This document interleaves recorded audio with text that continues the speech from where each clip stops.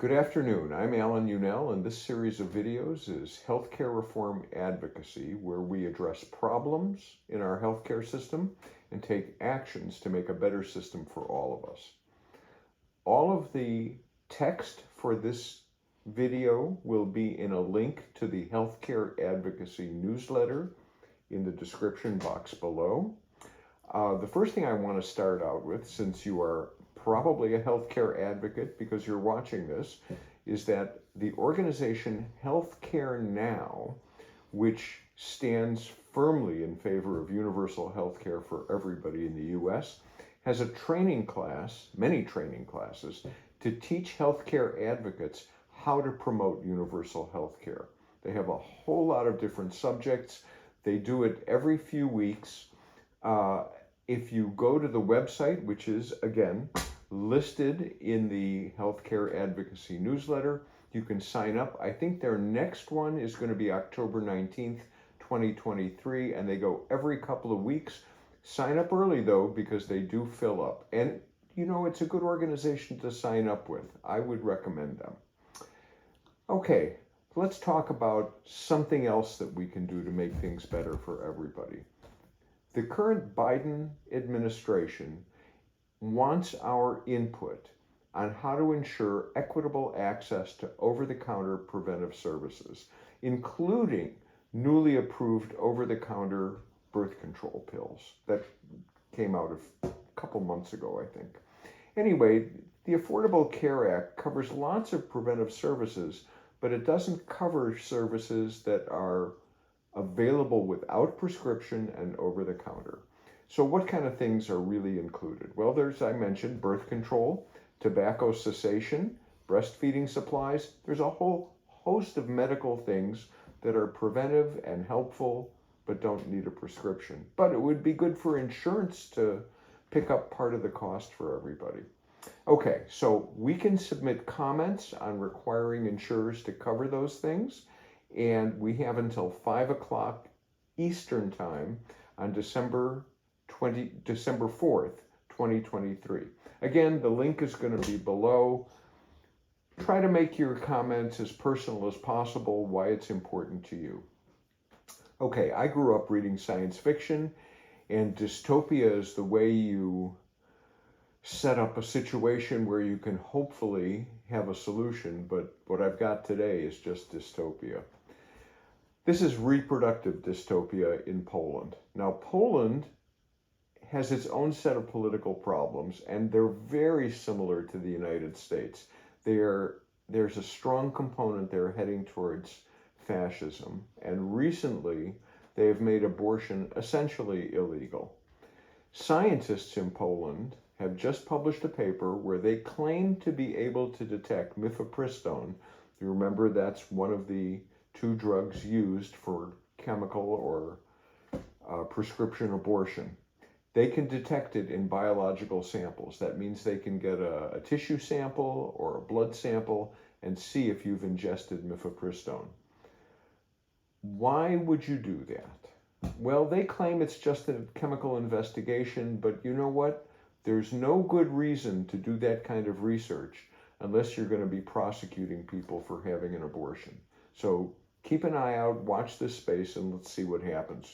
If this shows up in the US, we'll be yelling and screaming. Okay, healthcare workers under attack. I have also included a link to an opinion piece by a doctor. Her name is Amy Faith Ho. She's a MD and she has a master's in public health, and she wrote about workplace violence. Not just any workplace, but her workplace, the medical world. I'm including it here because it is just so shocking to hear about. On average, 2 nurses in the US are assaulted every hour. And that's just nurses. There are lots of healthcare professionals that get assaulted. It includes doctors, physician's assistants, nurse practitioners, pharmacists, chaplains, social workers, guards, clerks, medical assistants. The list goes on and on and on. She identifies a healthcare system that really is no longer about care as the cause of so much frustration and violence, especially when people are vulnerable.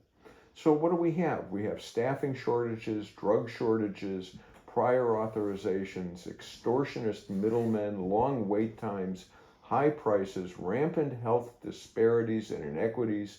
We feel gouged and powerless when we're literally at our most vulnerable. We're all angry about all the same things. We're vulnerable and held hostage by middlemen like insurance companies and pharmacy benefit managers, and the need for required approvals and networks, and no, I can't treat you for that. Your insurance doesn't cover it. Oh. Anyway, so we're limited by this bureaucracy and the polarizing politicization of healthcare and the increasing number of let me point this out. If you increase the number of guns in the hospital, you're not going to reduce the violence level there. All that's going to do is increase the stress level. Look, a universal healthcare system like single payer, it doesn't answer all the things, but all those stresses I mentioned up above, it takes care of an awful lot of those. Okay, let's take an action that's meaningful. Let's let our representatives, our congressperson, and our senators know medical workplace violence is just not acceptable. There's so much that they can do to make this better, and it's within their hands to make it better. So I'm going to include a sample script in the description area below that you can use. You can call or email your representatives, or on your cell phone, you can send a text to the number 50409 and type in sign, SIGN, PWGHWZ, and here's the email you'll send. I'm your constituent, and I just learned that the work environment for medical professionals in the U.S. is not safe. 2 nurses assaulted every hour. Healthcare is the most violence-prone workplace. Part of the problem is staffing shortages. Fix that. Pass Senate Bill 1113 or H.R. 2350, they're the same. The nurse staffing standards for hospital patient safety and quality care. It sets safe limits of the number of patients that each nurse is responsible for. Don't overload them. You should also pass and support and co-sponsor Senate Bill 2840, the Bipartisan Primary Care and Health Workforce Act, that enables an additional 60,000 nurses and 2,000 doctors to enter the workforce. So they're not stretched quite so thin. Now look, we're all vulnerable and held hostage by these middlemen like insurers and pharmacy benefit managers, required approvals and networks, and it increases frustration levels that just makes us feel helpless. And as congressional representatives, you can fix that too by passing H.R. 3421, the much improved Medicare for All Act. Thank you. Just go do it. Okay, that's the email. I want you to like, share, subscribe, and of course there's a link to Healthcare Advocacy, our daily newsletter. You can get a free subscription to that because we don't charge for it. It's a public service. Have a good weekend and go forth and do good things. Bye-bye.